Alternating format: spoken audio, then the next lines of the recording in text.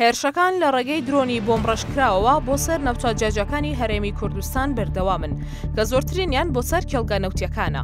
لە کاتێکدا سەرۆک وەزیرانی عێراق فەرمانی بە ئەنجامدانی لێکۆڵینەوەی بە پەلە و فراوان کردووە لەو بارەیەوە. هێرشەکان لە 22 حوزەیرانەوە دەستیان پێکرد کاتێک لە نزیک گوندی دارەبەنی سەر بە پارێزگای هەولێر دوو درۆنی بۆمڕەشکراو تێکشکێندران، ئەوەش پێش ڕۆژێک لە ئاگربەستی نێوان ئێران و ئیسرائیل.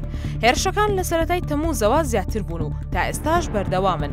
یەکی تەمووز لە ڕێگەی دوو درۆنەوە دوو هێرش ئەنجامدرا کە یەکێکیان لە نزیک ناوچەی نیشتەجێبوون لە سنووری تاسڵوجا کەوتە خوارەوە، ئەوەی دیکەشیان بە دووری چەند کیلۆمەترێک لە نزیک بارەگای فەرماندەیی هێزەکانی هەفتای پێشمەرگا کەوتە خوارەوە کە فەرماندەیەکە دەڵێت خستوێنەتە خوارەوە. هەمان ڕۆژ لە ڕێگەی درۆنێکەوە هێرشکرایە سەرسنووری ناحیەی دەرکارەی سەر بە ئیدارەی سەربەخۆی زاخ و زیانی مادی لێکەوتەوە. ڕۆژی 14 تەمووز هێرشا درۆنیەکان ئاڕاستێکی دیکەیان وەرگرت کاتێک بە دوو درۆن هێرشکرایە سەر کێڵگەی نەوتی خوڕماڵە لە سنووری پارێزگای هەولێر، ئەوەش دوای کەمتر لە 24 کاتژمێر لە خستنە خوارەوەی درۆنێکی دیکە لە نزیک فڕۆکەخانەی هەولێر. هەروەها ڕۆژی 15 تەمووز لە ڕێگەی درۆنی بۆمڕێژکراوە هێرشکرایە سەر کێڵگەی نەوتی سەرسەنگ لە ناحیەی چەمانکێ لە پارێزگای دوهۆک. ڕۆژێک دواتر و سەر لە بەیانی چوارشەممە 16 تەمووز سێ کێڵگەی دیکەی هەرێمی کوردستان بە 4 درۆن ڕوبەڕووی هێرشی درۆنی بۆمڕێژکراو بوونەوە. لە پێنجەم هێرشی لەو شێوەیەدا بۆ سەر 5 کێڵگەی نەوتی لە ماوەی 3 ڕۆژدا.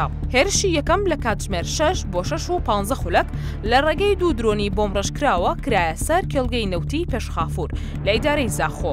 هێرشی دووەمیش لە کاتژمێر 7 لە ڕێگەی درۆنێکی بۆمڕێژکراوە کرایە سەر کێڵگەی نەوت لە تاوکێ لە سنووری زاخۆ. کاتژمێر 7 و 14 خولەکی سەر لە بەیانیش هێرشی سێم ئەنجامدرا کە لە ڕێگەی درۆنێکی بۆمڕێژکراوە کرایە سەر کێڵگەی نەوتی بەعادرێ لە قەزای شێخانی سەر بە پارێزگای دوهۆک، ئەوەش بەپێی ڕاگەندراوی دژە تیرۆری کوردستان. بۆی هێرشەکانەوە کۆمپانیای DNO نەرویجی بەرەمێنانی نەوتی لەر دوو کێڵگەی تاوکێ و پێشخافور ڕاگرت دوای ئەوەی سێ تەقینەوە لە ناو دوو کێڵگەیەدا ڕوویاندا.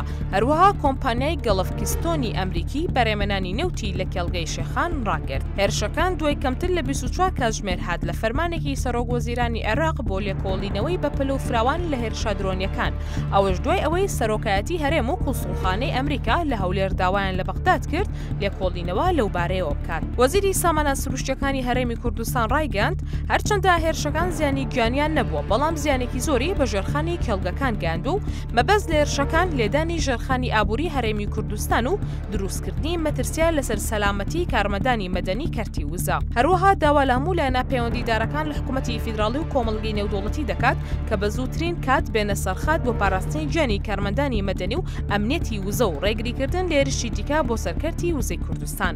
جەباریاوەر شارەزای سەربازی و ئەمیداری پێشوو وەزارەتی پێشمەرگا بە سبەی ڕاگەاند هێرشەکان پێوەستن بەو هەلومەرجەی کە هەیە بە تایبەت ڕێگنەکەوتنی هەرێم و بەغداد لەسەر بەرەمهێنان و فرۆشتنی نەوت و ئامانجیان لێدانا لە ژێرخانی وزەی هەرێمی کوردستان. وتیشی تا ئێستا لێکۆڵینەوەی ورد لەو بارەیەوە نەکراون، بەڵام بەپێی ئاراستە و جۆری درۆنەکان کە پارچەکانیان لەلایەن هێزە ئەمریکانەوە هەڵگیراونەتەوە پێدەچێت لە ناخۆی عێراقەوە هێرشەکان ئەنجامدرابن بە تایبەت لە سنووری مووسڵ و کەرکووک و دیالە. تا ئێستا هیچ گروپێک بەرپرسیارەتی لە ئەنجامدانی هێرشەکانی لە ئەستۆ نەگرتووە، بەڵام پێشتر حکوومەتی هەرێمی کوردستان گروپە چەکدارەکانی بە چەند هێرشێکی لەو شێوەیە تۆمەتبار کردبوو.